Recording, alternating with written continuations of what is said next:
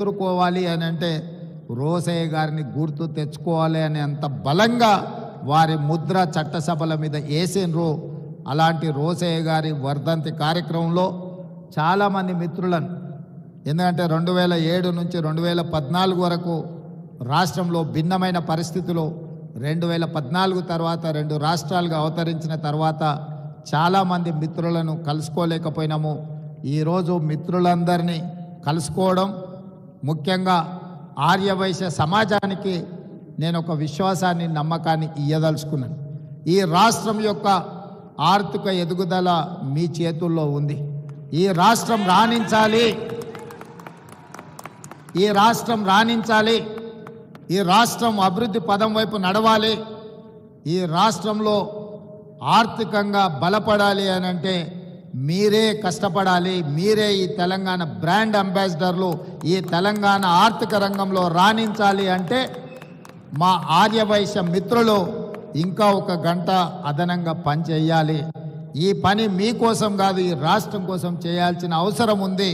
అందుకే రాష్ట్రం ఆర్థిక రంగంలో రాణించాలి అని అంటే మీ అందరూ ముందు బాగానే ఉండాలి. మీ వ్యాపారాలకు ఎలాంటి అనుమతులు కావాలన్నా ప్రభుత్వం వైపు నుంచి ఎలాంటి ఇబ్బంది లేకుండా చూసే బాధ్యత నాది. అదేవిధంగా రాజకీయాలలో కూడా ఆర్యవైశ్యులకు తప్పకుండా పార్టీ సముచితమైన స్థానం ఇస్తుంది.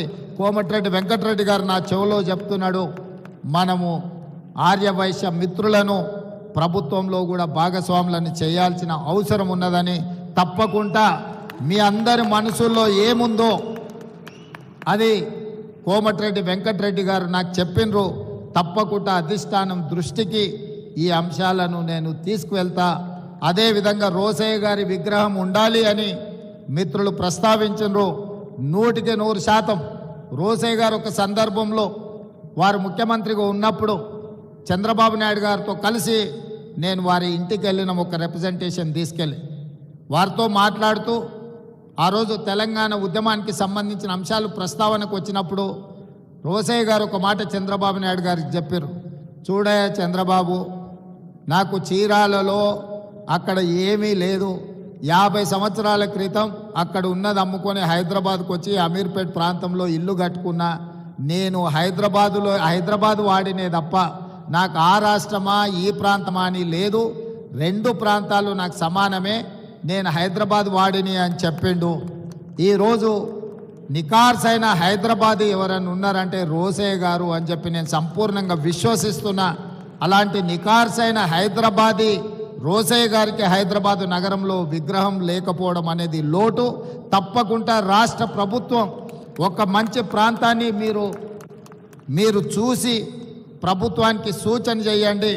మా ఆర్ఎండ్బి శాఖ మంత్రి కోమటిరెడ్డి వెంకటరెడ్డి గారికి ఏ ప్రాంతంలో రోసయ్య గారి విగ్రహం పెడితే బాగుంటుందో ఒక ప్రాంతాన్ని సూచన చెయ్యండి. తప్పకుండా రోసయ్య గారి రాబోయే 4వ వర్ధంతి లోపులోనే రోసయ్య గారి విగ్రహాన్ని మనం పెట్టుకుందాము. ఎందుకంటే వారు అందరికీ స్ఫూర్తి, ఆర్యవైశ్య మిత్రులకే కాదు, ప్రజా జీవితంలో ఉన్న వార్డు మెంబర్ నుంచి పార్లమెంట్ మెంబర్ వరకు, రాష్ట్ర మంత్రి నుంచి కేంద్ర మంత్రి వరకు, ముఖ్యమంత్రుల వరకు రోసయ్య గారు ఒక స్ఫూర్తి. అలాంటి వ్యక్తుల విగ్రహాలు ఉండడం ద్వారా ఈ సమాజానికి ఒక మంచి సందేశాన్ని ఇచ్చిన వాళ్ళం అవుతాము. తెలంగాణ రాష్ట్ర ముఖ్యమంత్రిగా మా ఆర్యవైశ్య మిత్రులకు నేను మాటిస్తున్నా, మీరు మంచి ప్రాంతంలో రోసయ్య గారి విగ్రహం పెట్టడానికి మీరు ఏర్పాట్లు చేసుకోండి. రాష్ట్ర ప్రభుత్వం అనుమతిస్తుంది. ఆ ప్రాంతాన్ని రోసయ్య గారి పేరు మీద అభివృద్ధి చేసే బాధ్యత మా ప్రభుత్వం తీసుకుంటుంది అని చెప్పి ఈ సందర్భంగా మీకు అందరికీ తెలియజేస్తూ, ఏది ఏమైనా చాలామంది నిర్వాహకులు ఇందులో భాగస్వాములు ఉన్నారు. వారికి పేరున మనస్ఫూర్తిగా ఒక మంచి కార్యక్రమాన్ని ఏర్పాటు చేసినందుకు అభినందిస్తున్నా. అదేవిధంగా Pendakanti educational academy, Vasavi engineering college ఒక అద్భుతమైన సంస్థ, రామ్మోహన్ రావు గారిని సన్మానించడం అనేది నాకు ప్రత్యేకమైన గౌరవం. ఎందుకంటే వారితో నాకు చాలా సంవత్సరాల నుంచి పరిచయం ఉన్నది. వారు ఎంత నిబద్ధతతోని వాసవి ఇంజనీరింగ్ కాలేజు నిర్వహించినరో నాకు తెలుసు. ఈ మధ్య కాలంలోనే ఫీ రీఎంబర్స్మెంట్ ఇష్యూస్ వచ్చినప్పుడు సిబిఐటి, వాసవి ఇట్లాంటి ఇన్స్టిట్యూషన్స్కి గ్రీన్ ఛానల్లో ఆ ఫీజు రియంబర్స్మెంట్ ఇవ్వాలి. ఎందుకంటే ఆ సంస్థలు లాభాపేక్ష లేకుండా ప్రజల కోసమే ఉపయోగపడే విధంగా సంస్థలు నడుపుతున్నారు అని చెప్పి మా అంతర్గత సమావేశంలో మా ఆర్థిక మంత్రి బట్టి విక్రమార్క గారికి నేను సూచన చేయడం జరిగింది. వాసవి ఇంజనీరింగ్ కాలేజ్, వాసవి సంస్థల్ని నిలబెట్టండి. నాకు పూర్తి సమాచారం లేదు, నాకున్న కొంతమేర సమాచారానికి ఆర్థికపరమైన ఇబ్బందులు ఉన్నాయని నా దృష్టికి వచ్చింది. ప్రభుత్వం వైపు నుంచి ఏమైనా బకాయిలు ఉంటే తక్షణమే ఆ సంస్థకు విడుదల చేయించే బాధ్యత కూడా నేను తీసుకుంటా.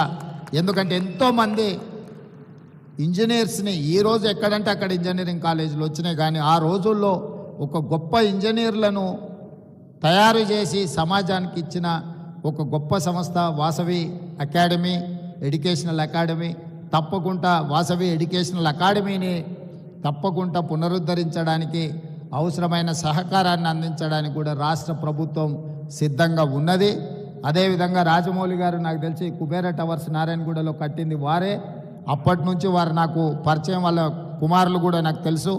నేను ఆ కుబేర టవర్స్లో కొంతకాలం వ్యాపార పరంగా అక్కడ రెంట్ కూడా నేనున్న, వారు గుర్తించిందో లేదో నాకు తెలియదు, కానీ వీళ్ళందరినీ కూడా సన్మానించడం, కలవడం ఈ సందర్భంగా సంతోషం.